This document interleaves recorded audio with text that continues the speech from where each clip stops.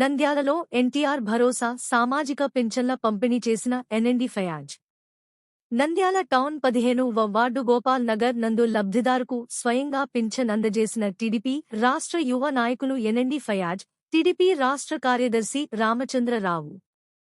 ఈ సందర్భంగా 15వ వార్డు టీడీపీ ఇన్ఛార్జ్ ఎబినేజర్ ఏర్పాటు చేసిన కార్యక్రమంలో గోపాల్ నగర్లోని ఇంటింటికి వెళ్లి లబ్ధిదారులకు స్వయంగా పింఛన్ అందజేసిన టీడీపీ రాష్ట్ర యువ నాయకులు ఎన్ఎండి ఫయాజ్ గారు, టీడీపీ రాష్ట్ర కార్యదర్శి రామచంద్రరావు గారు.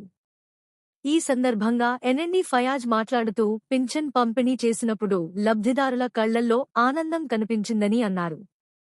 200 రూపాయలు ఉన్న పెన్షన్ 1000 రూపాయలు చేసిన ఘనత చంద్రబాబు గారికే దక్కిందని అన్నారు.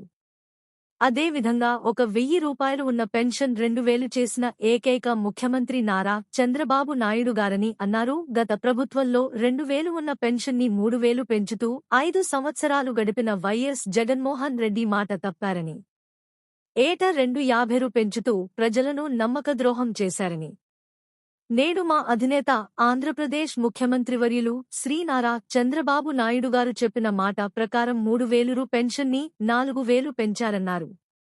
అలాగే నంద్యాలలో అన్ని వార్డులలో, అన్ని గ్రామాలలో ఈ కార్యక్రమాన్ని తెలుగుదేశం పార్టీ నాయకులు దగ్గరుండి లబ్ధిదారులకు పింఛన్ అందజేయడం చాలా సంతోషంగా ఉందని అన్నారు.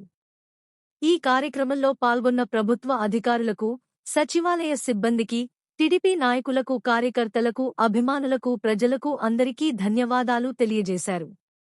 ఈ కార్యక్రమంలో అశోక్, అడ్వకేట్ ఖలీల్, తాటికొండ బుగ్గ రాముడు, బాలా అకాడమీ రవి పాల్గొన్నారు.